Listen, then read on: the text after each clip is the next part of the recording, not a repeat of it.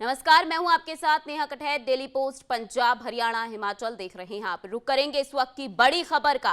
राहुल गांधी को लेकर इस वक्त की बड़ी खबर। राहुल गांधी की लोकसभा सदस्यता खत्म कर दी गई है। तो लोकसभा सचिवालय ने अधिसूचना जारी कर राहुल गांधी की लोकसभा सदस्यता खत्म कर दी है।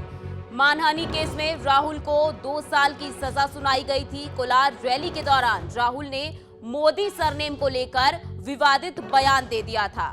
तो सूरत पश्चिम से बीजेपी विधायक पूर्णेश मोदी ने राहुल के खिलाफ मानहानि का केस किया था। तो बड़ी खबर राहुल गांधी को लेकर।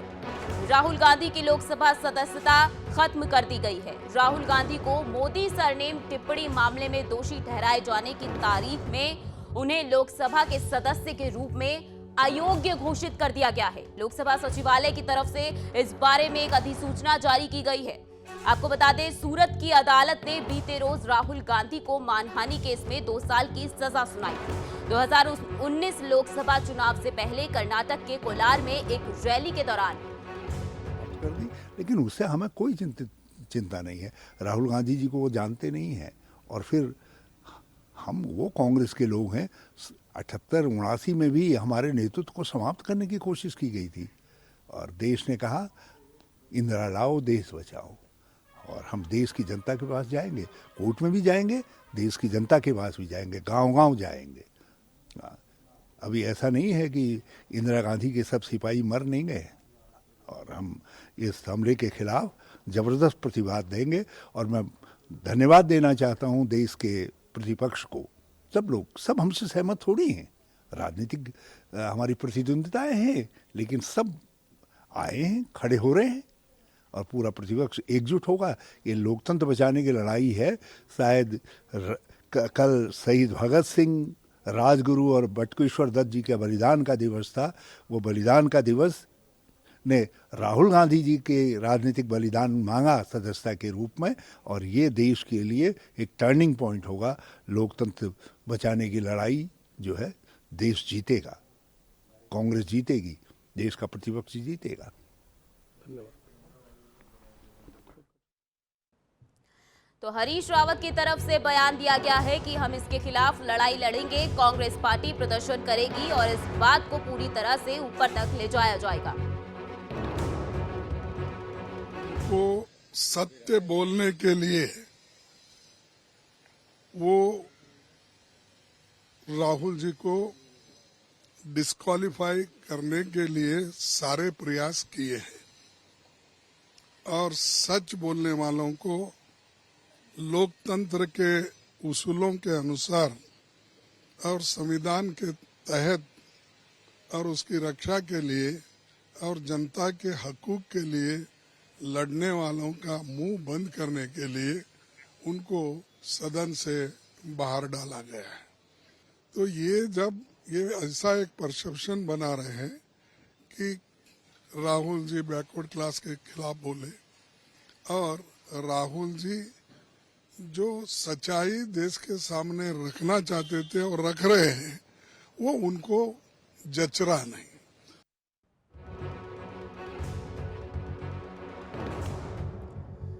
कांग्रेस अध्यक्ष मल्लिकार्जुन खड़गे की तरफ से भी सफाई दे दी गई है। उन्होंने कहा है कि राहुल गांधी की इसमें कोई भी गलती नहीं है और आगे चलकर वो इस पूरे मामले को लेकर आवाज उठाएंगे। राहुल गांधी के साथ पूरी पार्टी खड़ी है।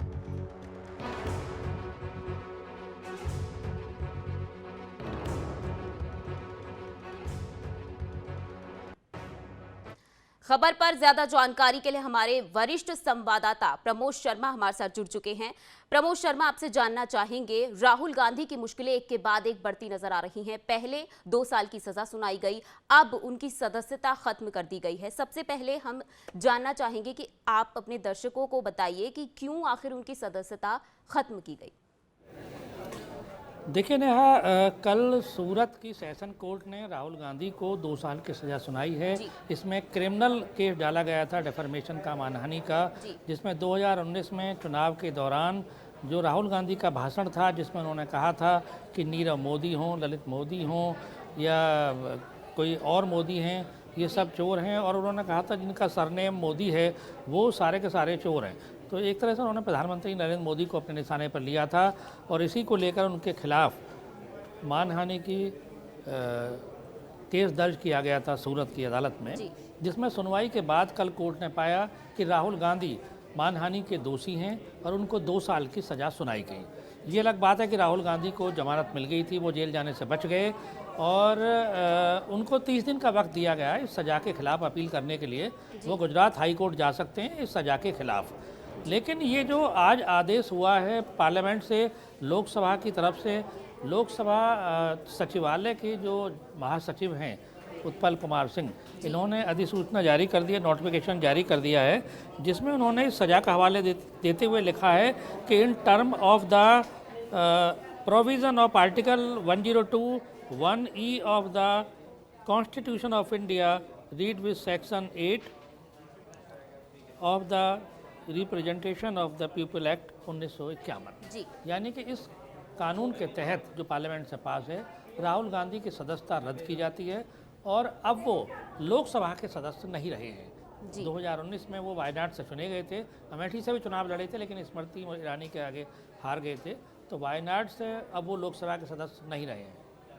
जी नेहा, साथ ही साथ आपसे जानना चाहेंगे, क्योंकि चुनाव भी आने वाले समय में होने वाले हैं, राहुल गांधी की मुश्किलें बढ़ती जा रही हैं, सदस्यता उनकी खत्म कर दी गई है, तो क्या राजनीतिक अगर तरीके से देखा जाए तो उनकी मुश्किलें आगे चलकर बढ़ सकती हैं? देखिए, अभी तो मुश्किलें कम नहीं हुई हैं, मुश्किलें तो अभी आगे बढ़ती ही जानी है। अभी आप देखिए कि अभी उनकी क्या है कि सदस्यता चली गई है लोकसभा की, ये एक उनको राजनीतिक तौर पर झटका है और कांग्रेस पार्टी के लिए भी एक बड़ा झटका है। जो राहुल गांधी लगातार अपना एक आक्रामक रवैया अपनाए हुए थे, तो उस पर कहीं ना कहीं इनको सोचना पड़ेगा। और दूसरा, जो 2024 में भी चुनाव होना है, उसकी तैयारी भी करनी है पार्टी को, तो वो तमाम चीज़ें हैं कि जो वो इसको कितना उसका लाभ उठा पाते हैं, क्योंकि विपक्ष तो ये कहेगा कि देखिए ये अनर्गल बातें करते हैं और कोर्ट से भी सजा पा गए हैं, इनको बाकायदा कोर्ट ने दोषी माना है।